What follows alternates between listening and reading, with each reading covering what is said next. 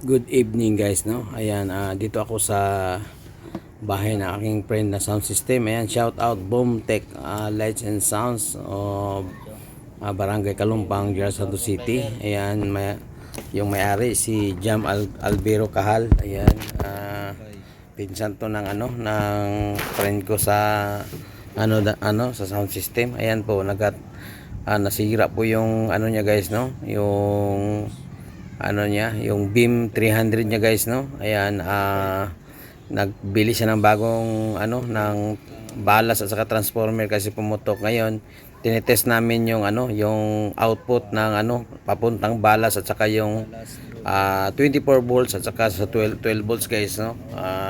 Dito kami sa bahay ngayon, gabi na kasi next day may event sila, kaya try namin i-install yung bagong guys, yung bagong balas at saka transformer. Ayan, kaya wala kaming ilaw na na warm. Ayan, RGB lang yung ginamit namin. Importante guys, matapos namin yung yung moving head ngayon.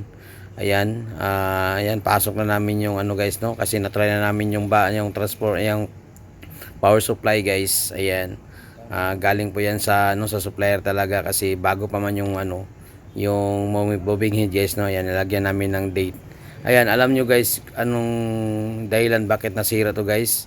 Ayan, nag-lose contact lang po yung yung plug ng ng moving head. Ayan, tatlong loose contact niya guys. Ayan, bumigay talaga, kaya sa may mga moving head dyan, ingatan po natin na hindi mag-lose contact yung talaga guys, yung outlet natin. Dapat yung outlet na gagamitin natin guys is pulido po. Ayan, pang talaga heavy duty. Wag yung sa mga bahay lang na mga outlet guys. Ayan, at saka pasok na lang din natin yung guys, yung mga ballast guys, yo. Ayan yung ballast niya guys, may blower. Kaya sa mga diyan, sa mga may moving head diyan, dapat linisin niyo yung yung blower, yung mga blower guys, no, lalo na dun sa may beam, para naman hindi magka-aberya yung natin guys, yung mga gamit natin. Ito lang yung mga pang mahabang buhay na gagawin natin sa mga equipment natin guys, kasi pag mabarado yung mga yan guys, yung mga blower, hindi na yan maka ng hangin, maka blow ng hangin. Ayan, kaya mag trouble yung yung board kasi mainit. Ayan, yan talaga yung guys. Ayan po yung yung bago guys, no. Ayan, pasok na, putok yung yung board niyan guys, no, ng yan. Ayan yung bago. Ayan, lagyan namin ng para maano siya. Pero yan guys, na testing namin guys, no, yung old na balas, gumagana siya guys. Sa totoo lang, gumagana siya. So may na si jam ng bago spare ng ballast.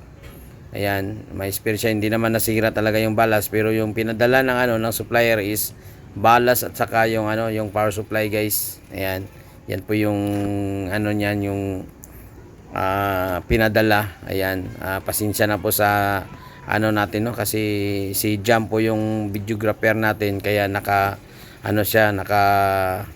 nakatayo yung yung camera. Hindi ko yan nasabihan kasi busy ako dito sa sa pag install ng mga ng mga socket at saka yung board ng guys, ng beam 300 niya. Ayan, ayan, dito kami sa bahay niya. Ayan, ito siya yung nagano sa akin na mag install ng ng mga dito ng balas, kasi marami man akong moving head dito sa bahay, kaya siya yung nag request sa akin na ipagawa yung yung niya, yung moving head. Ayan, at saka naman guys, no, wala namang aberya. Ayan, shoutout pala sa yung supplier ni Jam. Ayan, Digistar yata ang nito, yung supplier nito. At saka binigyan siya ng ng balas, no, at saka power supply.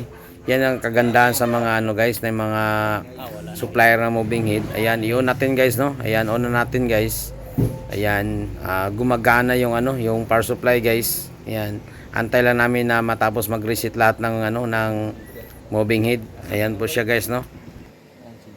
Ayan guys, gumagana yung niya, ang antayin na namin yung kung okay na ba yung valve, yung ballast ba guys, no? Kung okay na siya, ayan, full reset na po siya guys. Ayan. At saka hanap tayo ng ayan. At saka ayan na yung valve, oh. Ayan, off namin yung ayan. At saka test diretso agad. Ayan, kung okay na ba. Ayan. Ayan na po siya guys, no? Kung moving head nating pinalitan ng guys ng ballast at saka power supply. Ayan. Gumagana na. Sa mga diyan, sa mga may moving head, ayan, ingat-ingat po tayo sa mga gamit natin guys kasi hirap ang ang mga parts guys. Kaya ingat-ingat at saka lalo na pag pag umuulan guys. Ayan. Po tayo. Ingat. Ayan. At saka lalo na pag guys, yung voltahe natin, ayan, bago natin mag-load ng mga moving, check natin yung linya. Ayan, hanggang dito na lang mga kalab sa Tronics. Magandang gabi.